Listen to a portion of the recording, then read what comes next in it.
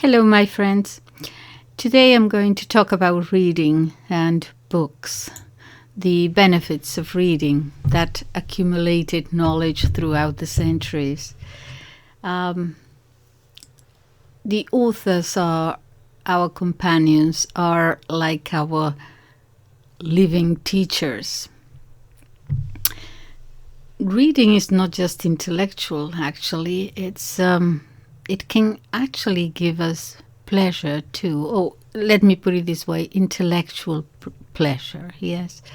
So, you know what Juvenal said, mens sana in corpore sano. We exercise our body, and we also have to exercise our minds. And the way to exercise our minds is through reading and thinking and connecting the dots about what we read. It allows us also to travel through time, communicating with people who lived at many, in the past, many long time ago. And for example, you see, I have in my mind what the city of St. Petersburg may look like, because through Dostoevsky's novels, for example, Crime and Punishment, how he describes the town and everything. So you have an idea of what other places look like too. It gives us a chance to dialogue with the author too. Because when you're reading, it's not images, instantaneous images. You do it peacefully and with time and patience, and you are in a way communicating with the author. It's actually also a counterweight to images, especially in this day and age when all the information we get is practically through images.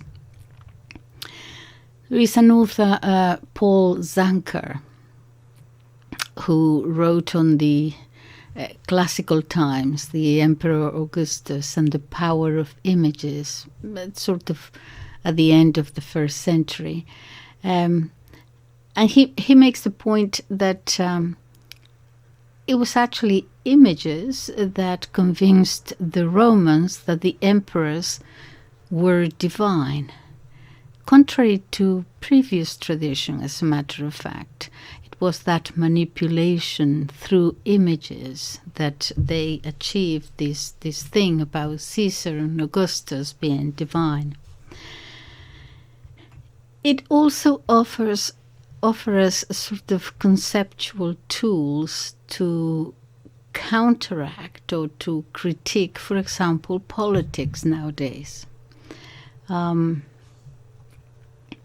If you have read about, for example, Greece and Rome, you are less likely to accept totalitarian techniques, or you can see them more easily. You are more protected in a way, not to succumb to all those siren songs of the present. Whenever they tell you something, you are more inclined to believe it, because man wants novelty all the time and gets easily fascinated with what's new and with images, and man is also more prone to obey than to command.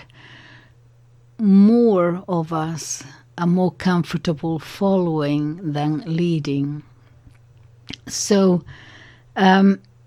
we see that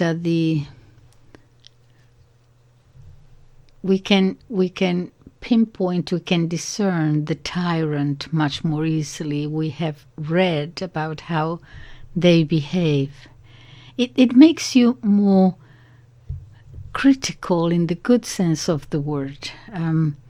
It sort of is like a vaccine against threats, tyrannical threats, for example, in the present.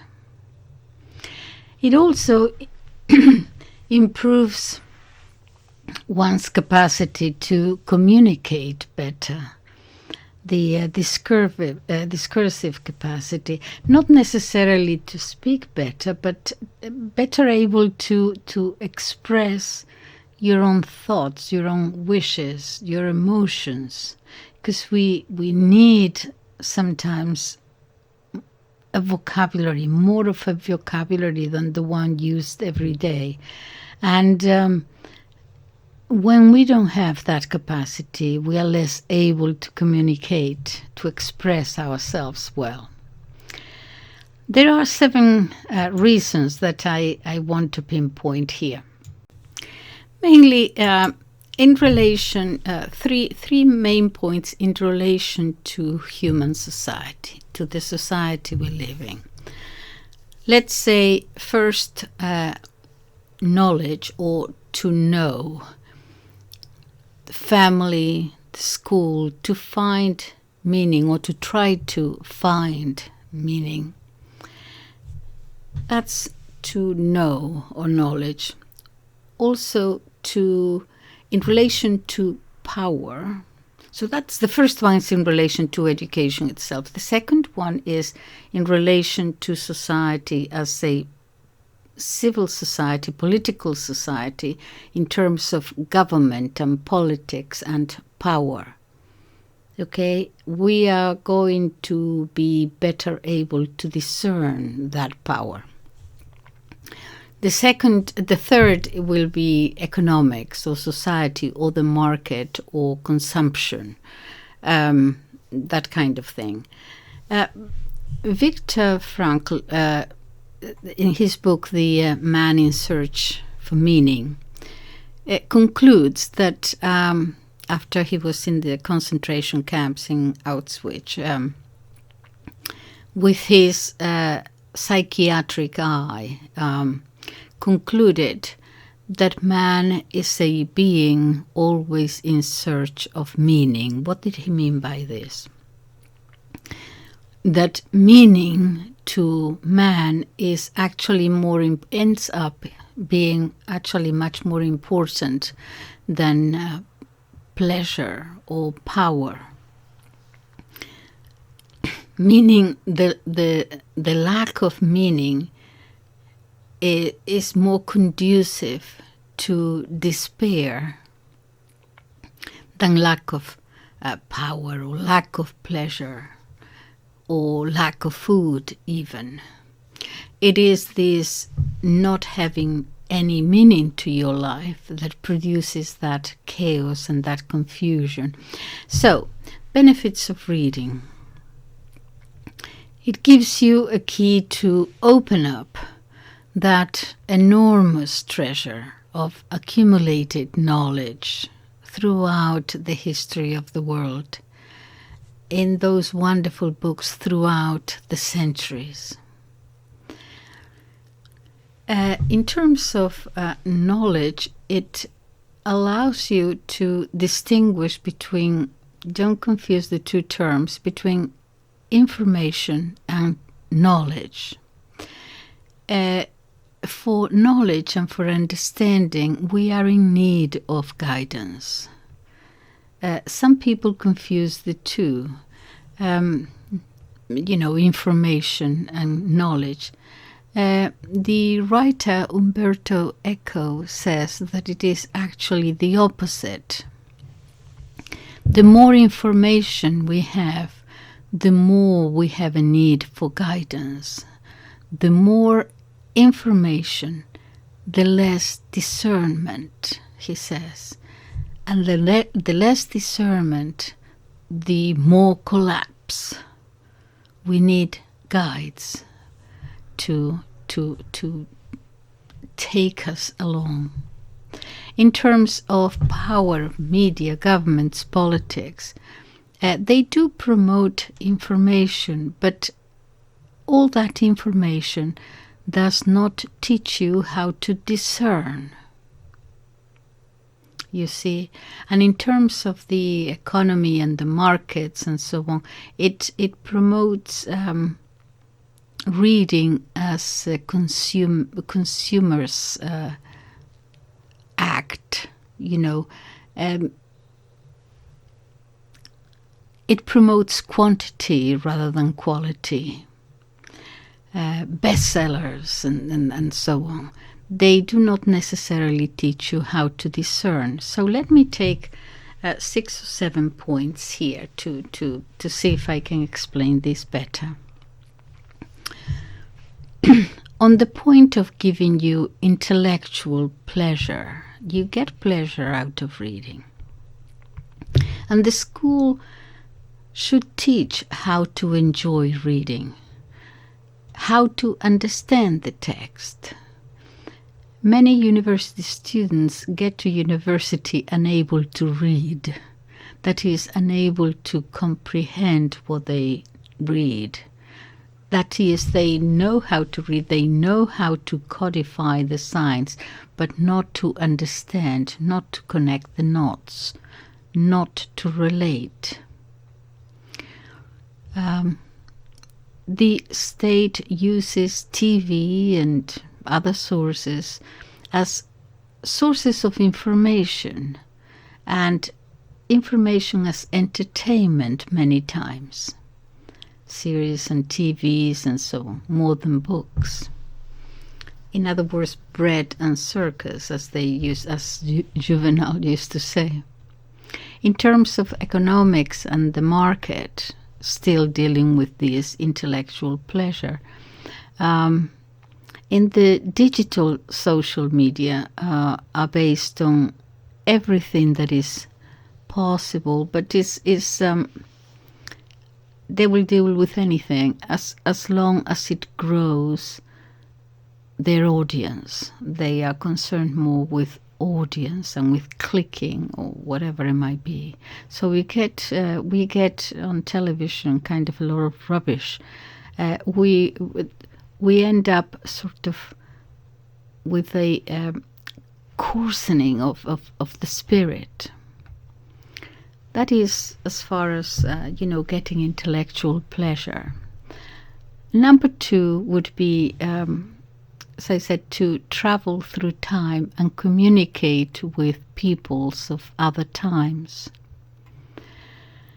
In terms of school and family and knowledge, the school should present modern authors, of course, but also authors from other epochs, with good judgment and without censure.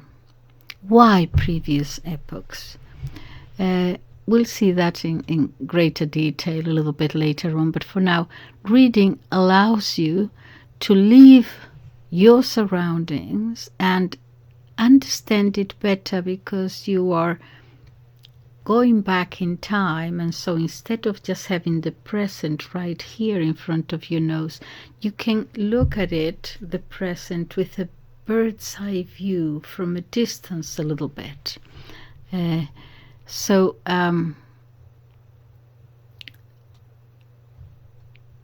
the present is the present is obviously, we see the present as it is, but we may not see it in context unless we see it from a distance. That's what I mean. In terms of politics and power, it tends to give us partial texts according to, the current ideology, the current thinking, what is fashionable today, or party ideology. It's if you're not careful, it could be actually a form of indoctrination, because the way it is presented, as we all know, if that is all you see and that is all you hear, you're going to go along with it, because obviously that is all you know. Yeah. In terms of the economy and market and so on, They're usually just at the moment interested in bestsellers, creating bestsellers, promoted through publicity.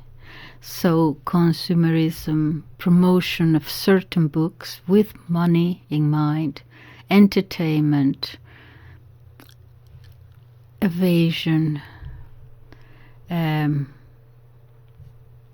fed by modern texts today, a sort of an easy reading, designed to penetrate the brain in a very easy way, often following the same design as films. More and more people are writing books as if they were scripts for a film. You will see the difference. Books that were not published with just that intention of making money. That is why I say that you need a little bit of patience always to read books that were written in previous centuries.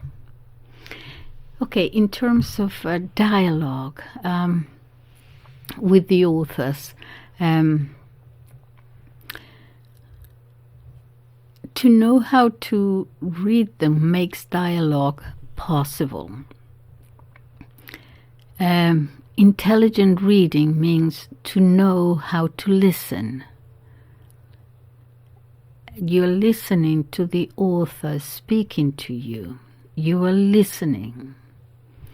And so you're going to understand the other before you engage in giving your own opinion yourself. Giving an opinion without having thought about it. Something is going to be presented to you and you are reading, and so you are taking it in. You're not responding immediately or getting angry. You just have to, you're reading and you're listening, and then you can reply. That's in terms of knowledge. In terms of power and politics and government, political parties, in any case, nowadays tend to behave as oligarchs, which aspire to be in charge and to continue being in charge.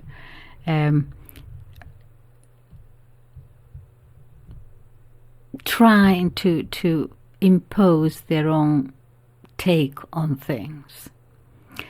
You will be better able to, after you have learned how to read and listen and connect dots, you will be much better able to discern when someone is trying to propagandize you, for sure. And in terms of market and economics, the news are becoming sort of more and more social spectacles. And I said the news because that is people don't read too much, and so that is how they get all the information. But that information looks more and more like shows and entertainment, sport, pop concerts, and no real benefits to the mind.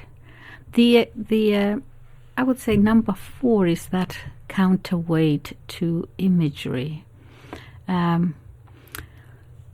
If you can see it in terms of a mount or a hill, okay, to read is to climb that mount through abstract concepts, okay, and to get to the top there, to conceptualize. Images, the images are down in the valley, okay, and to come from the images through abstract thought to the apex of that mount. Images sort of physical.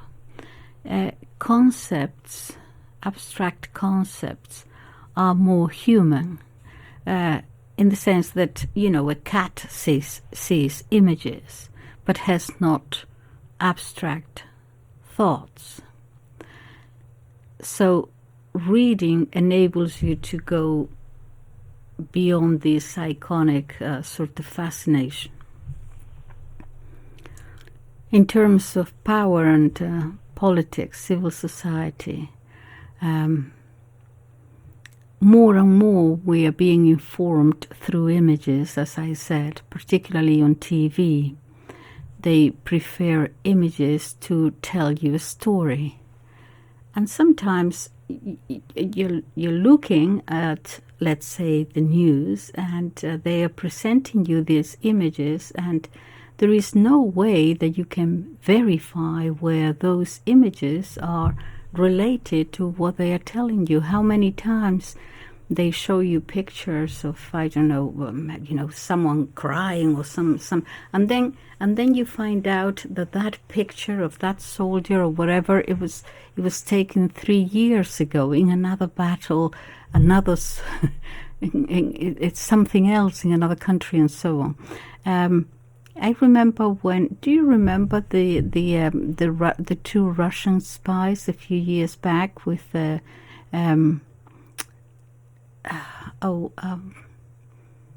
what were the names? The Skripals or something like that. Okay, there was this story about Russian agents, Russians who had poisoned these two people, father and daughter, who were here. They were Russian by birth, but they were here now, and something or other, and they had poisoned them. And of course, this was well pre-COVID, and so, oh my goodness, okay, so we all believed it. But my point is that I remember that they were telling us that 2 Russian agents had come and they had poisoned the doorknob or something like that. And to show us the 2 Russian agents, all they showed us was 2 people, 2 young men coming up of the underground station, and that was it. And well, those 2 people could have been anybody. They could be 2 Russian agents, but there is no way you can know that. So just to show 2 people coming out of the underground and then say these were 2 Russian agents. In other words, what we get is pictures that may or may not relate to, or may not be true at all. Do you know what I'm saying? And we are more and more dependent on just pictures. From photography and television, our civilization has been going through more and more towards images than towards abstract thought. We are sort of regressing in that way. And the problem is that the pictures, may be at the service of interests, government interests, politics, whatever, that are not necessarily our own. My point number 6 is it enables you to critique, especially political critique, much better. It enables you to critique and discern better power and even the market, even the economy, when someone is trying to tell you something. You're more aware of the propaganda. That's what I'm saying.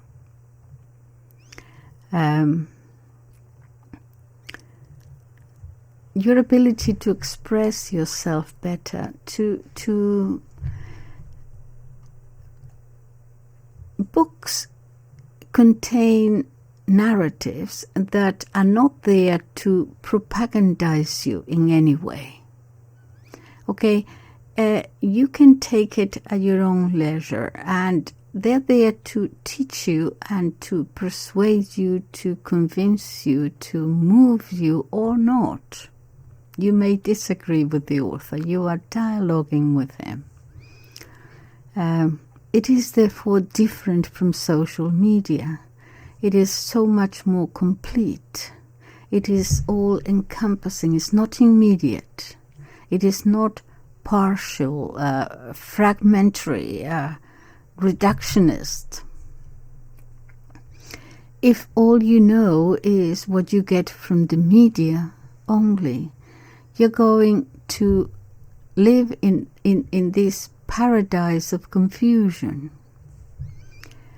Bacon said that it is easier to come out of error than to come out of confusion. That's what Bacon said. Because it is very fragmentary. It's very immediate. And it promotes this Manichaean way. The world of television and videos and so on. We have to be careful because they promote this Manichaean world. You know, this country bad, this country good. Well, you know that they're going to propagandize you. When they want to do something against that country, they're going to prepare you by preparing you that that country is bad, and by the time they act, you are in favor of it because it's bad. And this Manichaean world of good and bad only, it's very dangerous.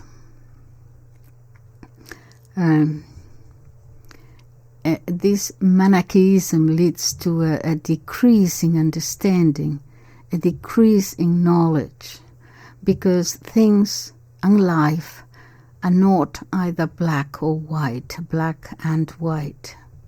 And the media always tends to lead you in that direction.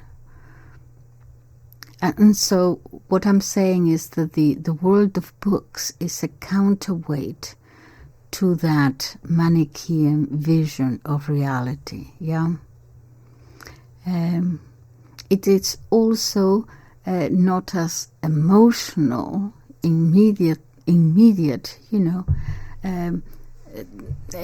for example, with the social media, brief statements, blunt, not argued, on a higher tone normally.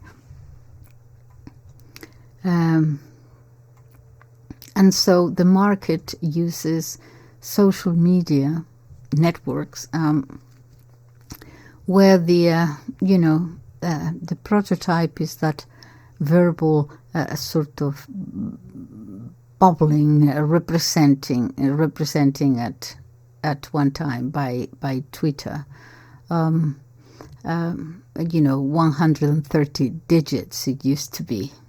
How can you converse in that way?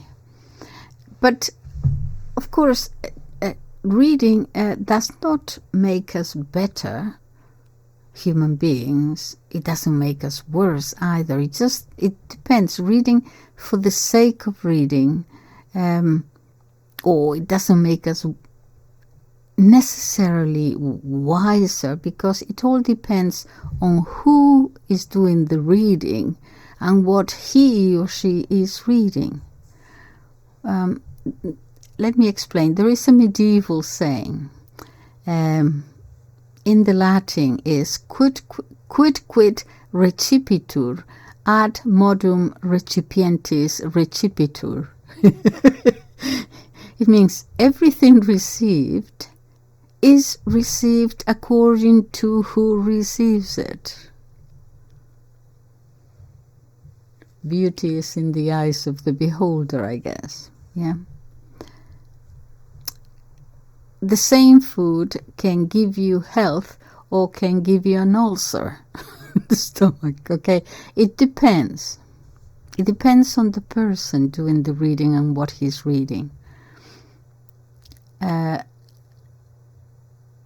To just read for the sake of reading is too simplistic. I'll give you 3 examples of this. They are, examples of the extreme, but you will see what I mean. An American, I don't remember his name, but he was condemned, a few decades back, to life condemned to life without parole for having sent packages with bombs in them.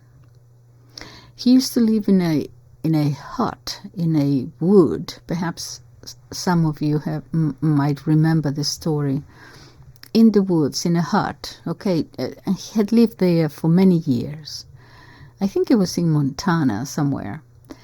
Anyway, he killed quite a few people just sending bombs in the mail. He died last year. Had spent around 40 years, I believe, in prison. And so this person, from his hut in the woods, amazingly had a splendid library there. Huge library with books from many different authors from different parts of the world. He was obviously a learned man. I mean, he had read. I don't think he had them in the hat, in the little hut, just for show. I mean, he might have read them, but the problem was that between books, he would send a bomb to someone. The books did not incite him to send bombs, nor did they prevent him from doing so. Why not? Because books cannot themselves take away your free will. However good they may be, you still have your free will left. Books do not take away your freedom. But what happened to this man? Well, the usual thing, I mean, the explanation that they gave us all was that he had a terrible childhood, painful childhood. He was full of resentment. He had never received any love or affection from anyone. He had this accumulated resentment against society and so on and so forth. Okay. He would actually write quite sensible things. For example, he wrote quite a lot, for the most part against technological development, saying where this technology, where it was taking mankind, that it was dehumanizing mankind. And yeah, I would agree with that. But those actions of sending bombs responded not to the books, I would argue, but to his own pathology, his resentment. So this is interesting because what makes a person is not obviously the appearance, but it's a very sort of internal thing that goes on inside, right? And the difference between a narcissist and a generous person, as it were. There are people who are very learned and who are deplorable human beings, as we know, and amazing egotists. That is to say, the moral right and wrong is not resolved there. There are books, however, who have had done a great deal of good, and I'll tell you about two people connected to each other through books. One example is the story of Saint Teresa of Avila, that she writes in her life that during the first 20 years of being a nun, she was, she says, in a state of dissipation, she says, until she read one particular book, and that was a book on the spiritual life by Luis de Granada. And that changed her rapidly. This is the case when a book is actually made a real difference. because she says it taught her everything she knew. It taught her about inner recollection. It certainly changed her life. And this book, her life, her autobiography that she wrote, actually affected very much Edith Stein. Edith Stein was a German philosopher in this century. In the 1930s, she was an atheist. She was Jewish. She was the favorite pupil of the philosopher Husserl.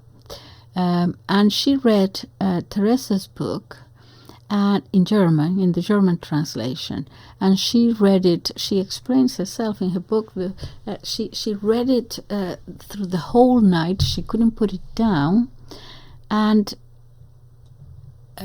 in the early morning, she finished it and she put it on the bed and said simply, "This is true."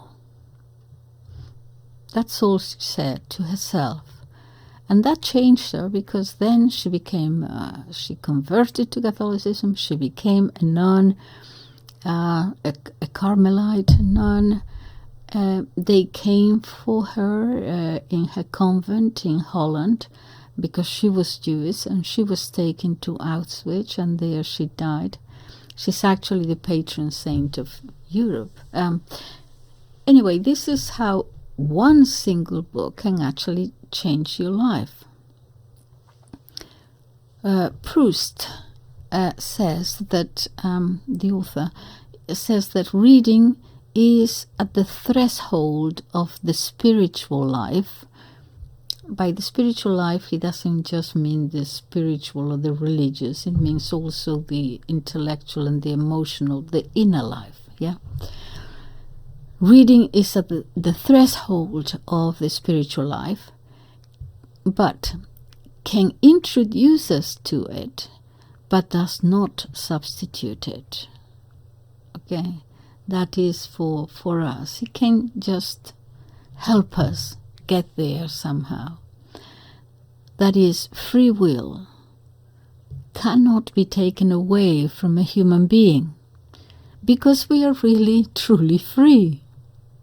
Even if we are in jail. You remember some poets would say that you can incarcerate my body, but you can never imprison my soul, and things like that. Okay, but it is true. You can continue thinking your own thoughts, yet free will cannot be taken away from you.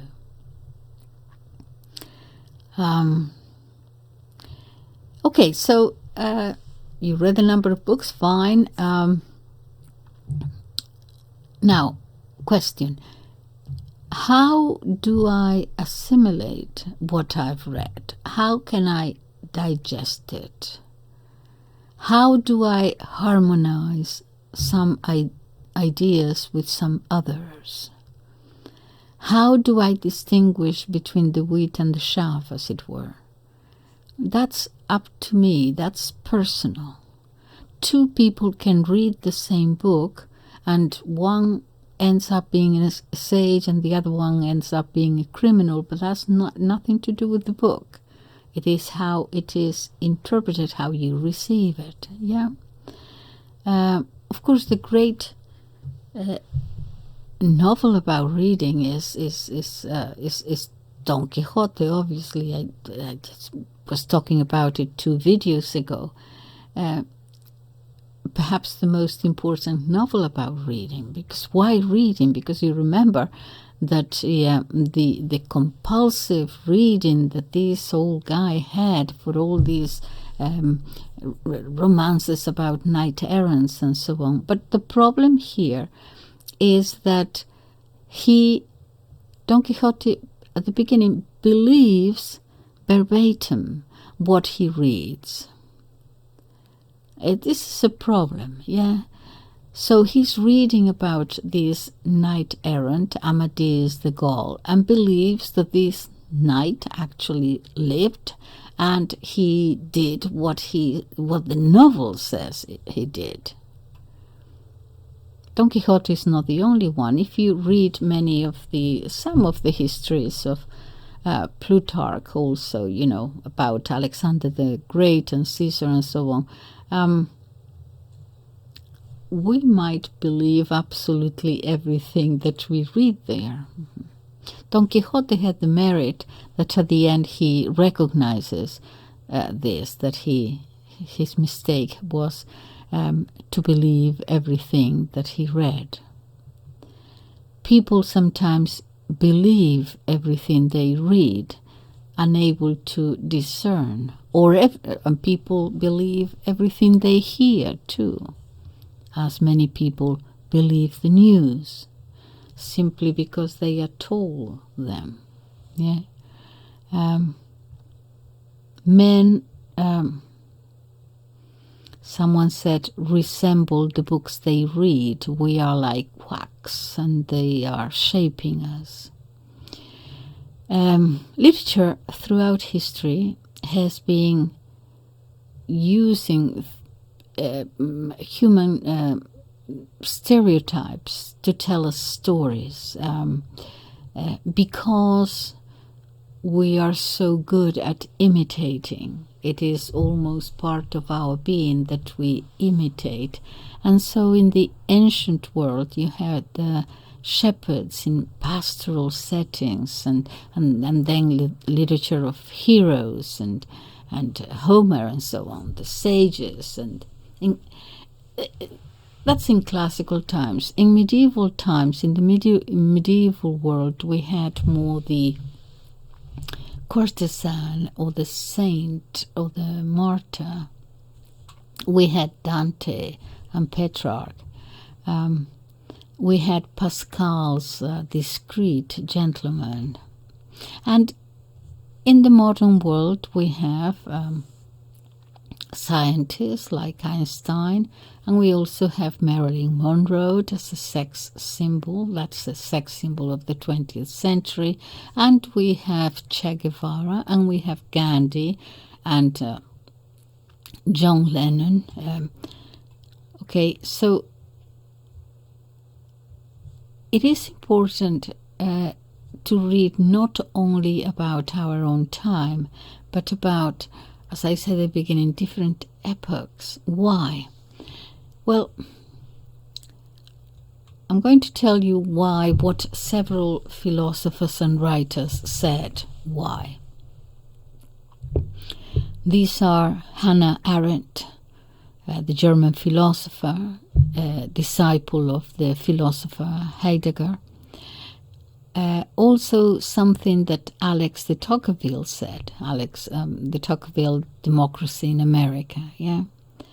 George Steiner, probably the best literary critic of the second half of the 20th century.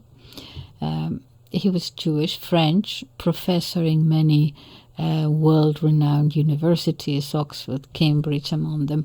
Anyway, George Steiner says, a living culture is that which continuously feeds off the great and indispensable works of the past, of the truth and beauty achieved throughout tradition.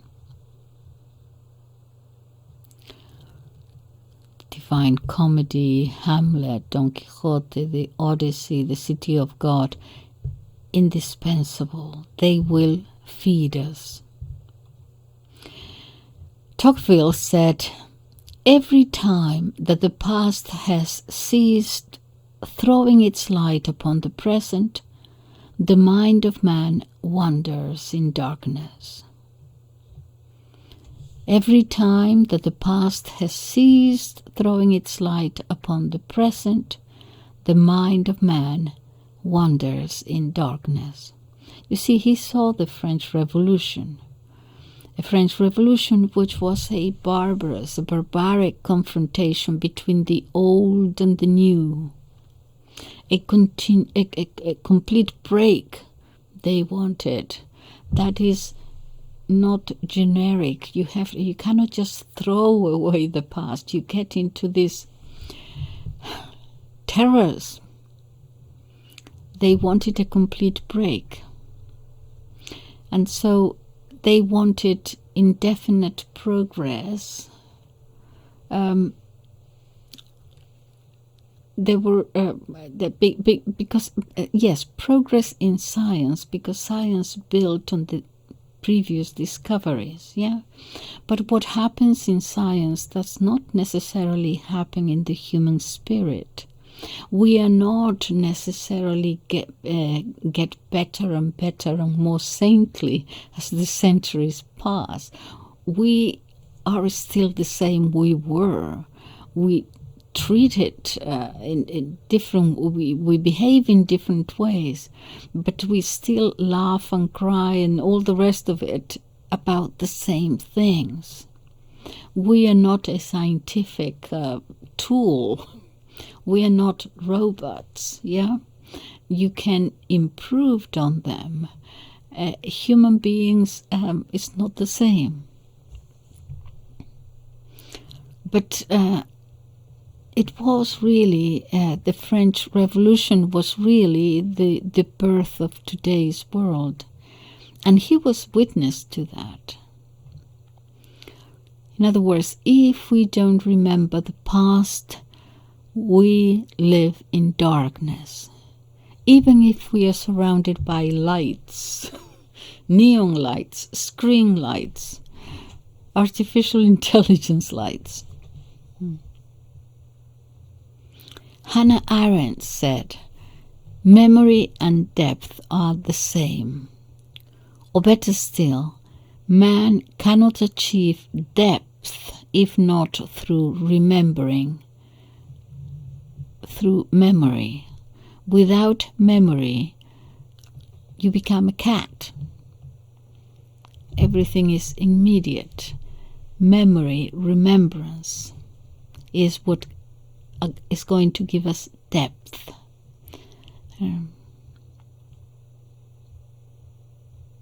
Ortega, he's a philosopher, he said to forget the past, to turn one's back to tradition, produces the effect we see today, back to barbarism. This was in the 30s. We became barbarians again, he says. Okay. Some books. Well, you know the books that we all know the books that we are supposed to read. Okay, they'll give you the same list and so on. You know, Plato, the Republic, St. Augustine Confessions, or The City of God, Crime and Punishment. Yeah, okay. There are thousands of them. I'm going to choose one or two here that, okay. For today's date, go back and reread Dr. Jekyll and Mr. Hyde, The Strange Case of Dr. Jekyll and Mr. Hyde by Robert Louis Stevenson. It's a narrative about the complexities of science, as you know, and the duplicity of human nature.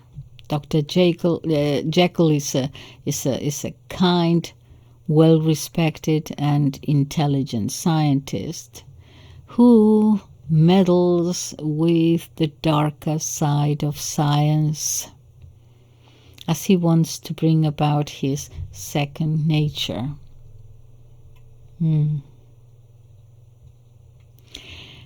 I cannot escape this. I have to tell you that Crime and Punishment, even though it's a huge thing, is something that you should read if you haven't. And even when you have, is to go back and reread it again. For those of you who haven't, you know kind of more or less, but Crime and Punishment is a novel by the Russian writer Fyodor Dostoevsky, first published in 1866. Is his first masterpiece. The novel is a psychological analysis of a poor former student whose name is Raskolnikov. He's supposed to be at university studying law, but he's too poor, and he's not really going to university. Okay, decided to give it up. He thinks is this type of person. This is in the 19th century, but of course there is still around this kind of person who believes that he's superior to the rest of the world. He's not going around, showing superiority, but he truly believes that he knows better. All these laws and all these things and this right and wrong and all that, I mean, that is for other people. I mean, he's so sure of his intellectual capacity that really he shouldn't abide by these rules, that they are okay for everybody else. It's that sense of intellectual superiority, sometimes even moral superiority, they think.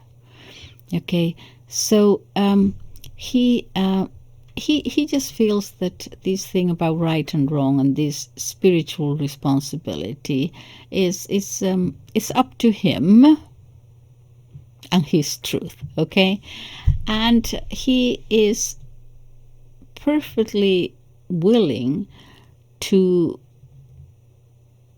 use evil means to achieve humanitarian ends, he thinks.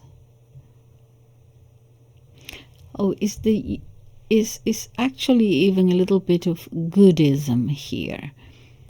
The end and the means and all that. He thinks is his mind, his superior mind tells him that yes, even if the means are evil, that's for a greater good. Okay?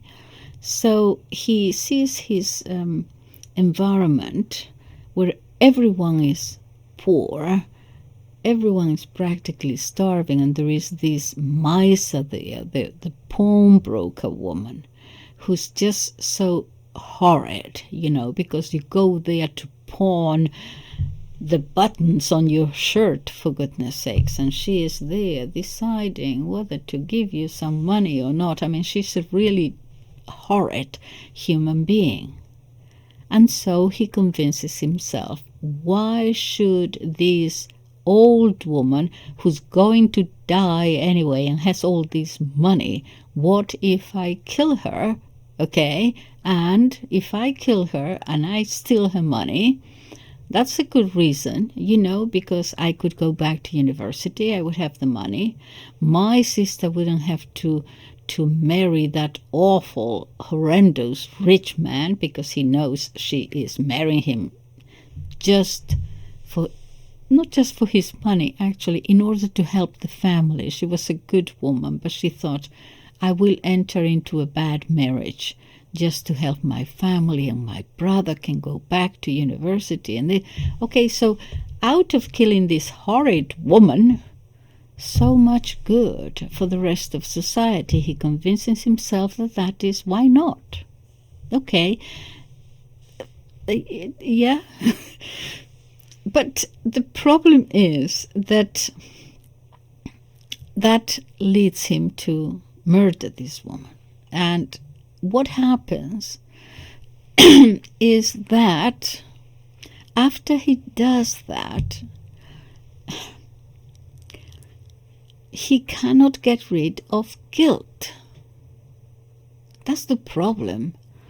If he was, logical about it, he shouldn't have felt any guilt. He had convinced himself that why not? It makes sense to me.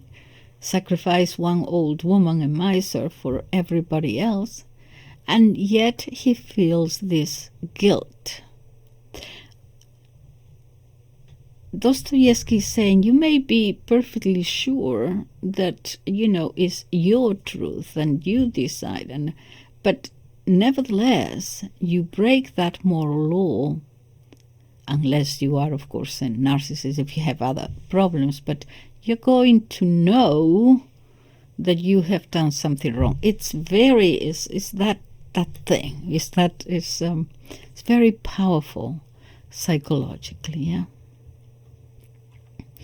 So it is really one of the finest studies on the psychopathology of guilt written in any language.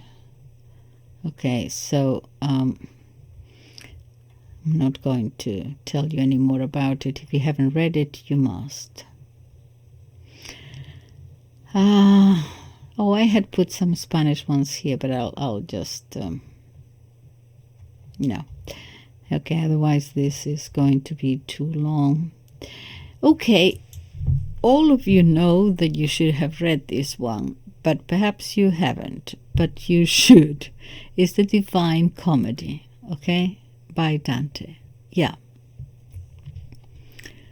Long narrative poem written 1308, something like that. Dante. And it is considered to be one of the world's greatest work of literature. It is divided, you know that, divided into three major sections: the Inferno, Hell, Purgatorio, and Paradiso. Yeah, and the poem traces the journey of Dante from darkness and error, where he was in life, he feels,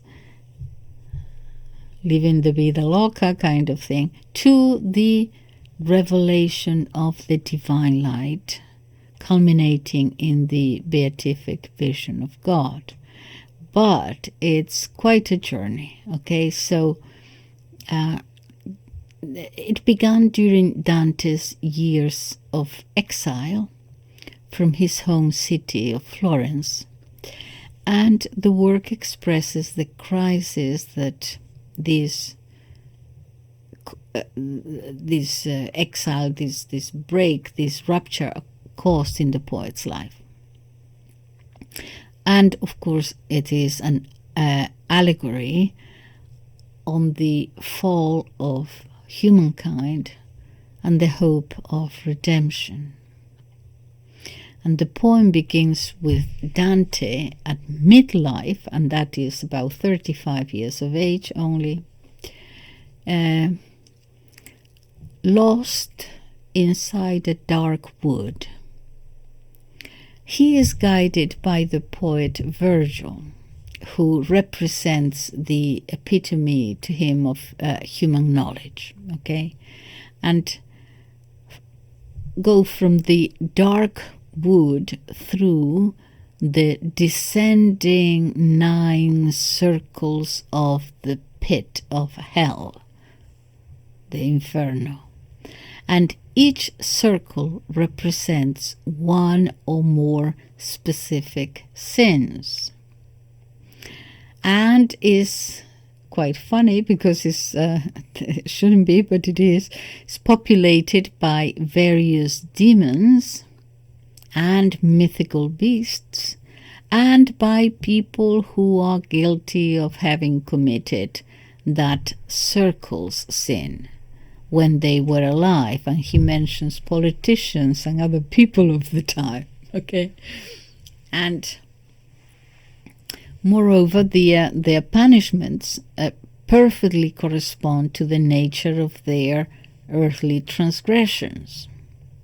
So, for example, the wrathful, angry, always, okay, they are they are all there, all those angry people, they're all there in hell's 5th circle, where they spend eternity attacking one another all the time in the muddy waters of the Styx. Okay. The roster of wrongdoers in hell's circles include figures from Italian history and politics, Greek and Roman mythology, and the Bible too.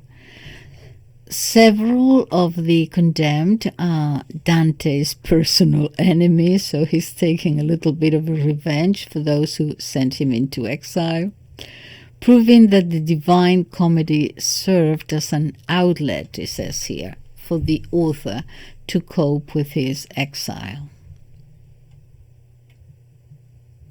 And passing Lucifer at the pit's bottom, at the dead center of the world, Dante and Virgil emerge on the beach of the island mountain of Purgatory, where repentant sinners are purged of their sins. And as with hell, Purgatory is envisioned as a place where sinners are separated according to different classes of sins.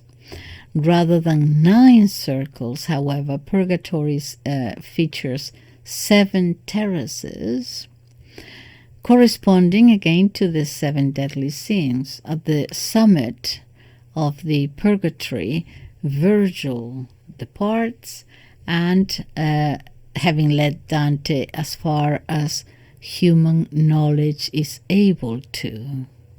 As far as human knowledge is able to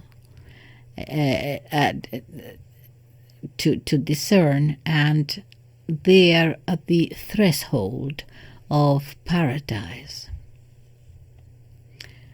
Anyway, I'll just tell you one thing. The structure of this book is a long poem, right? The Divine Comedy is what is called the canto. The poem consists of 100 cantos, which are grouped together into the 3 sections of canticles. Each canticle 100 cantos, okay? Inferno, Purgatory, and Paradise. Technically, there are 33 cantos in each canticle, plus 1 additional canto contained in the Inferno, which serves as an introduction to the entire poem. Indeed, the divine number of 3 is present in every part of the Divine Comedy. And the poem's rhyme scheme is I found this interesting, is in terza rima, an Italian verse form, consisting of stanzas of 3 lines, called tercets. For example, the first, I'm telling you this because I'm going to read you this first tercet. For example, the first tercet of the first canto reads: Nel mezzo del cammino di nostra vita mi ritrovai per una selva oscura che la diritta via era smarrita. Italian is not that good, but listen to this, it's beautiful. Listen. Remember he's 35, considered midlife, So, when I had journeyed half of my life's way, I found myself within a shadowed forest, for I had lost the path that does not stray.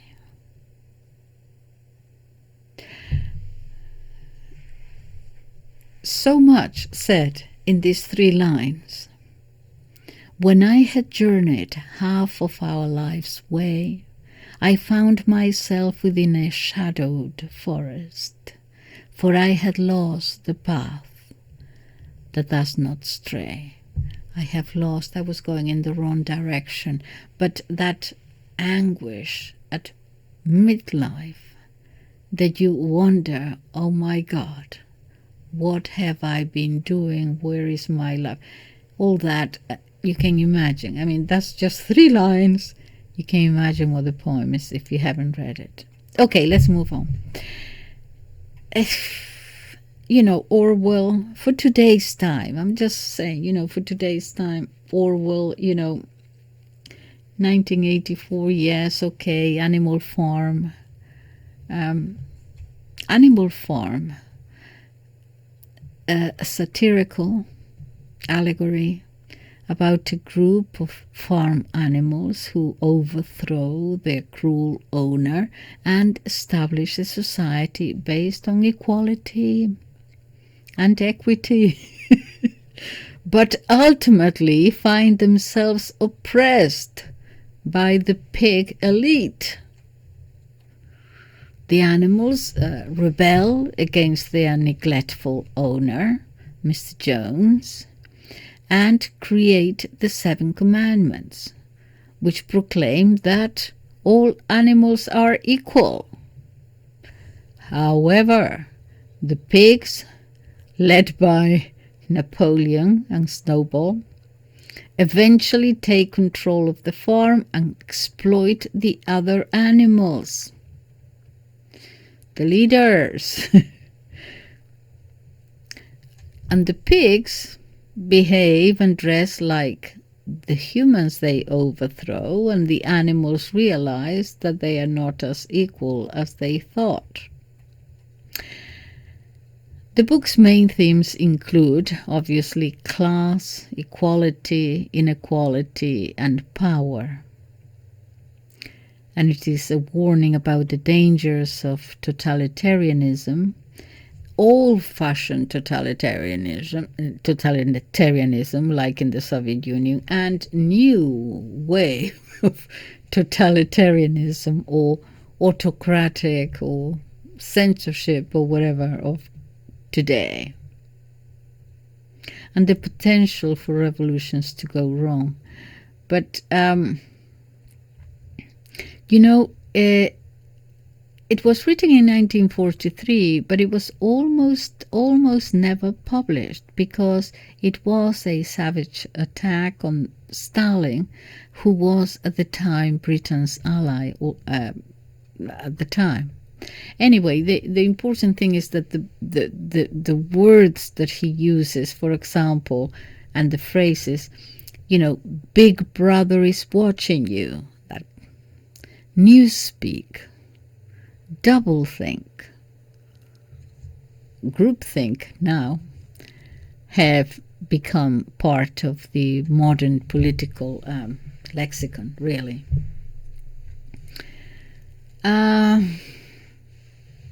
Don Quixote, never mind. How about it's not very long, A Grief Observed by C.S. Lewis. There was a film made of this, Shadowlands, about him losing his wife to cancer and how he deals with this grief. I have an article here written by Emma Gray. No one ever told me that grief felt so like fear. That's C.S. Lewis. But the article says, A Grief Observed is the published version of some private journaling by the famous author of the Chronicles of Narnia, C.S. Lewis, who wrote to help him find his way through his grief. It is heralded as a modern classic, and it was recommended to me by a bereavement counselor as a love story that illustrates the pain and struggles of processing a bereavement. After only 4 years of marriage to Joy Davidman, Lewis's wife sadly died of cancer, and he found himself alone, inconsolable in his grief and struggling to sustain his faith. As a man of words, he wrote down his feelings of anguish and reflections on his bereavement as they happened at the time, which are now contained in this small book. The book was first published under the pseudonym N.W. Clark, so Lewis could avoid being identified as the author. Although it was republished after Lewis's death in his own name, the book still refers to his wife as H.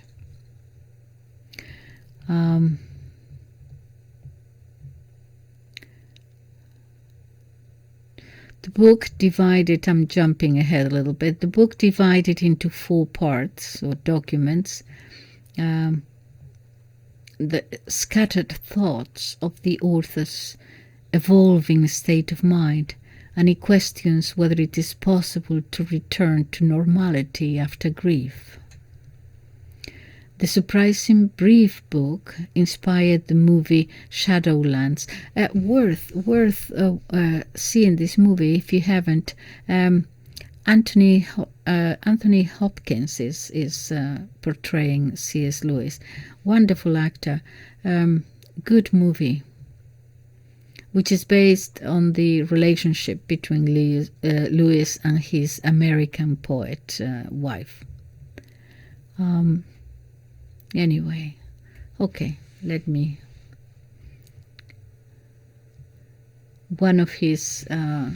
this article quotes him saying at one point, "Grief is like a long valley, a winding valley where any bend may reveal a totally new landscape. As I have already noted, not every bend does. Sometimes the surprise is the opposite one.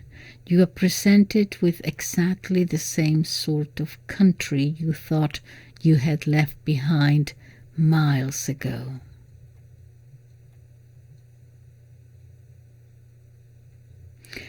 And one last one, C.S. Lewis, "You never know how much you really believe anything until its truth or falsehood becomes a matter of life and death to you."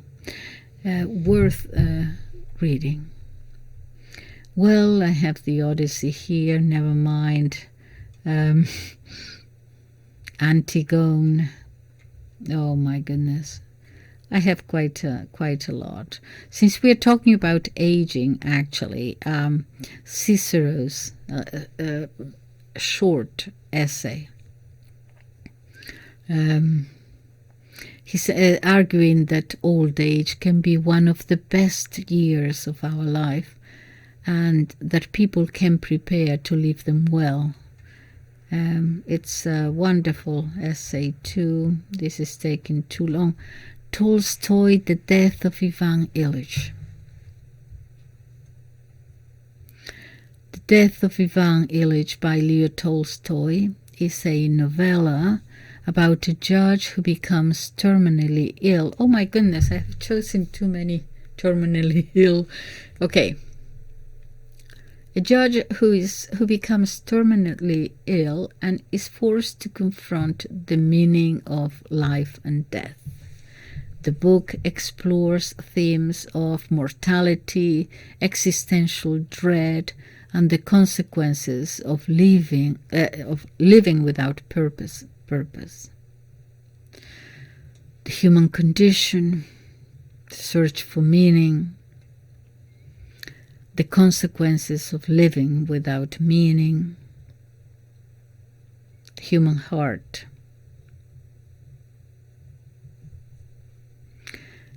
You see, the book's main character is Ivan Ilyich Golovin, a judge who has spent his life pursuing wealth and status.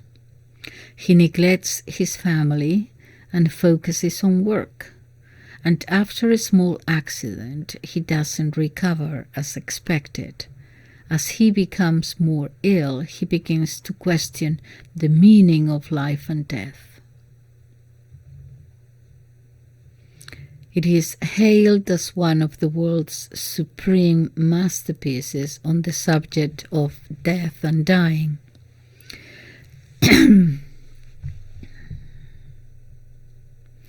I would say Plato, Phaedrus, addressing themes of love and friendship and beauty, as well as lust and madness, and the nature of the soul and all other stuff. And okay, one last one.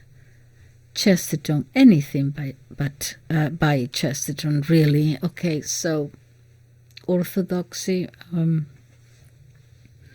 about his journey back to Christianity and his belief that Christianity is the answer to human needs. We're talking about true Christianity, yes. Chesterton describes his own conversion from agnosticism to Christianity and how he came to believe in it. He argues that Christianity is the best way to explain and satisfy human needs, which he believes are inherently conflicting.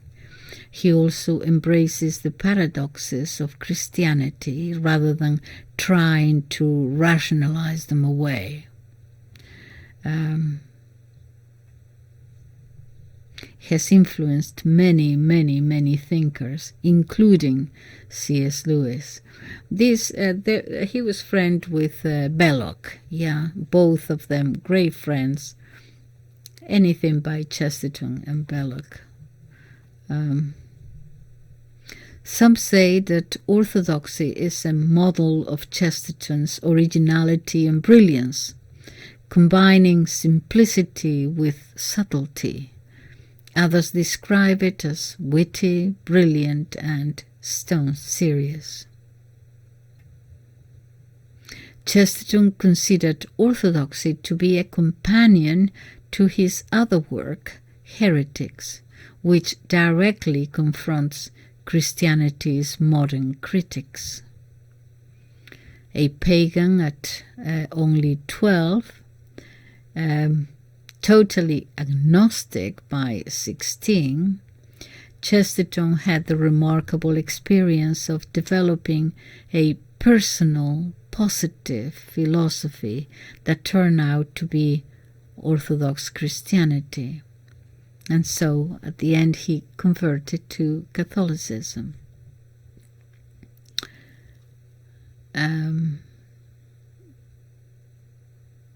Okay, so to end, one last word from, I read this from the director, actually I don't know whether he's still the director of the National Library in Argentina, Alberto Mangel. He has written, great erudite person, has written a lot about books, about libraries. Just 4 quotes of his. 1. What we have always known and rarely have believed. Accumulation of knowledge does not constitute wisdom.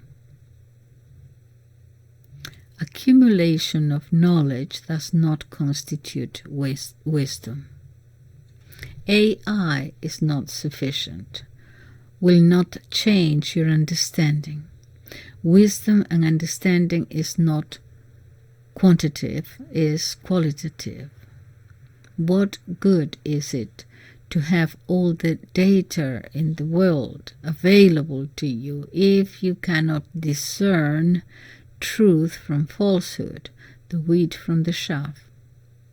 It just adds more confusion. Quote number 2. The power of the reader is not based on his ability to gather information or in his capacity to organize and catalog, but in his gift to interpret, associate, and transform his readings.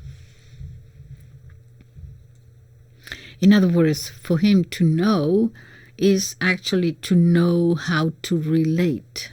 It is not to have lots of data and knowledge in your head. It is to know how to relate. It is to connect the dots. It is to connect one thought with another.